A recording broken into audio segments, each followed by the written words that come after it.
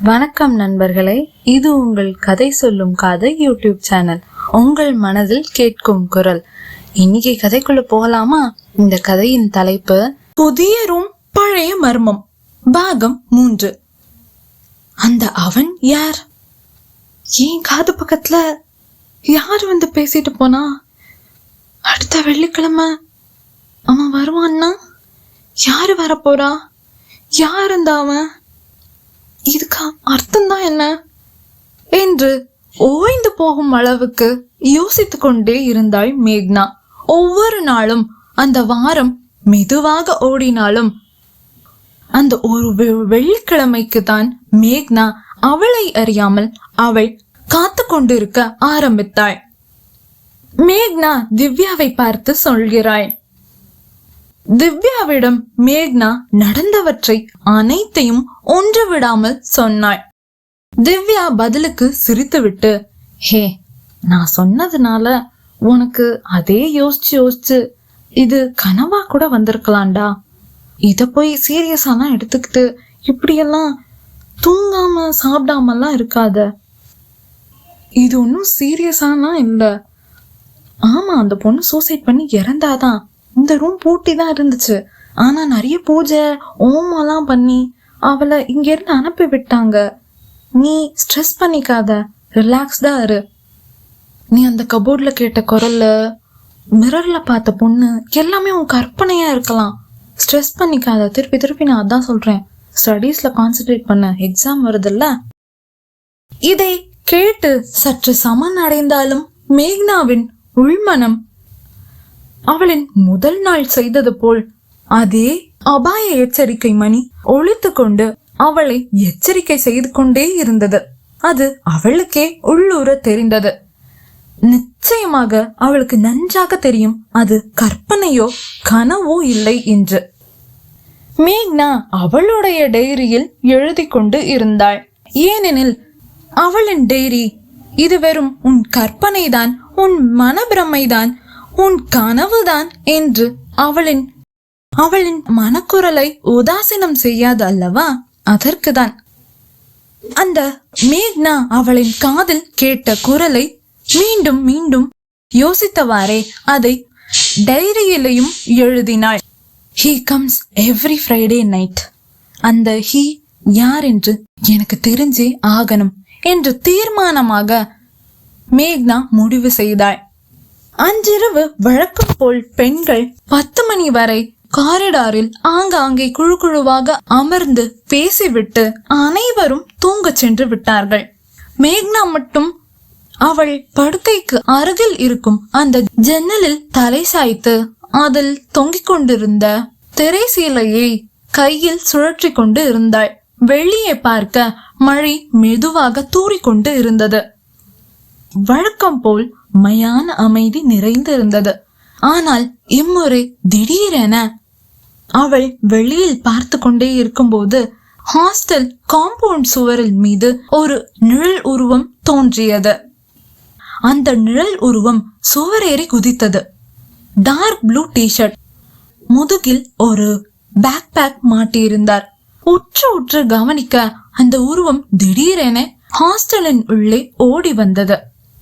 அவள் உற்று பார்த்து கொண்டே இருக்க ஓடி சென்ற அந்த உருவம் லைப்ரரியின் பின் கதவு வழியாக உள்ளே நுழைந்தது. அதை பார்த்து கொண்டிருந்த மேக்னா அவளின் போனை கையில் எடுத்து கேமராவை ஓபன் செய்து ஜூம் செய்து வீடியோ ரெக்கார்ட் செய்ய ஆரம்பித்தாள். ஆனால் அடுத்த நொடி போன் ஸ்கிரீன் பிளாக் அவுட் ஆனது. மேக்னாவின் மொபைல் தானாக சுவிட்ச் ஆஃப் ஆகிவிட்டது. அதை ரீஸ்டார்ட் செய்து மேக்னா மொபைல் கேலரியில் திறந்து பார்க்க அங்கு அவள் எடுத்த அந்த வீடியோ பதிவு அழிந்து போய் இருந்தது. ஐயோ, இது என்ன? பதறி அடித்த மேக்னா, என்னடா அது? யாராவது ஹேக் பண்றாங்களா? இது எப்படி தானா சுவிட்ச் ஆஃப் ஆச்சு என்று பதறிக் கொண்டிருந்த மேக்னாவிற்கு மீண்டும் திடுக்கிட வைத்தது அவள் அறை கதவை யாரோ தட்டும் சத்தம். எழுந்து சென்று மேக்னா அந்த அறை கதவை திறந்தாள். ஆனால் வெளியில் யாருமே இல்லை.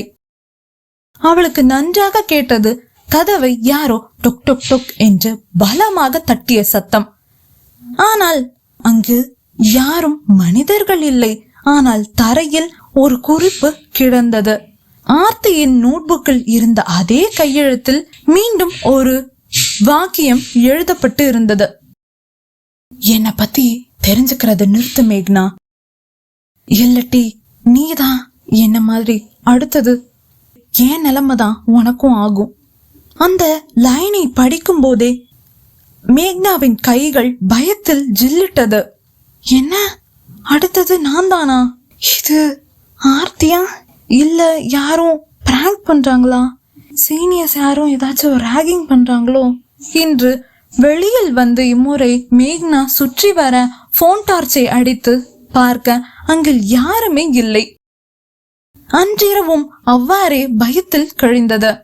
அடுத்த நாள் காலையில் சனா கேன்டீனுக்கு சென்றவள் மேக்னாவிற்கும் காஃபி எடுத்து வந்து அதை கையில் கொடுத்து விட்டு சொன்னாள். அன்னைக்கு என்கிட்ட ஒரு டைரிய காமிச்சியே, அது எங்கடி? ஏன் என்கிட்ட திடீர்னு பிடுங்கின? நீயே அதை காட்டி கேட்டுட்டு ஏன் திடீர்னு அதை என்கிட்ட இருந்து பிடுங்கின? அது இப்போ நம்ம ரூம்லயே இல்லையே, எங்க வச்ச? மறைச்சு வச்சிட்டியா? சனாவின் முகம் இதை கேட்கும் போது அப்பாவியாக இருந்தாலும் மேக்னாவின் மனதில் அவள் மீது ஏதோ ஒரு சந்தேகம் இருந்து கொண்டே இருந்தது. அவள் பார்த்த அந்த வரிதான் டோன்ட் ட்ரஸ்ட் சனா. அந்த வார்த்தைகள் மீண்டும் மீண்டும் ரீங்காரமிட்டது அவள் காதுகளில், அவள் மனதில். ஆனால் ஒரு பக்கம் மனது சனாவை பற்றி எச்சரித்தாலும் இன்னொரு பக்கம் அவள் அப்பாவி, நிஜத்தில் எதுவும் அறியாதவள் என்று அவளுக்கு சப்போர்ட் செய்து பேசிக்கொண்டு இருந்தது மேக்னாவின் மனம். எது உண்மை, இந்த மர்மம்தான் என்ன என்று புரியாமல் நிம்மதி இழந்து மூச்சு முட்டுவது போல் உணர்ந்தாள் மேக்னா. நாளை ஆர்த்தி எச்சரித்தது போல் நாளை ஃப்ரைடே.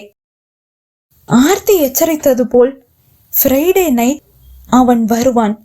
யார் வருவான் என்பதை இதுபோல் ஒரு வெள்ளிக்கிழமையில்தான் ஆர்த்தி இறந்து போனாள் என்று அந்த டெத் சர்டிபிகேட்டில் மேக்னா பார்த்திருந்ததும் அவள் மனக்கண்ணில் தோன்றி மறைந்தது. அன்று அந்த வெள்ளிக்கிழமையும் விடிந்தது. அதே போல் வகுப்பு முடித்ததும் மேக்னா அதே போல் ஜன்னலில் சாய்ந்து கொண்டு யோசித்து கொண்டு இருந்தாள். இன்னும் ஒரு சில மணி நேரத்துல நைட் ஆயிரும். இந்த முறை அந்த அவன் யாருன்னு பார்த்தே ஆகணும்.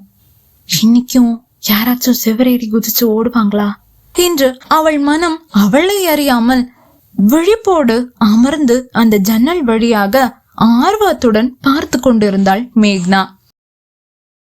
அந்த வெள்ளிக்கிழமை இரவு 2 மணி அடித்ததும் இம்முறை மேக்னா யாரேனும் தோன்றுவார்களா, யாரேனும் வருவார்களா, அவன் வருவானா என்பதை எதிர்பார்த்த வண்ணம் அவள் போன் கேமராவை வீடியோவை ஆன் செய்து வைத்து ரெக்கார்டிங் செய்தே எதிர்பார்த்து கொண்டு அமர்ந்திருந்தாள்.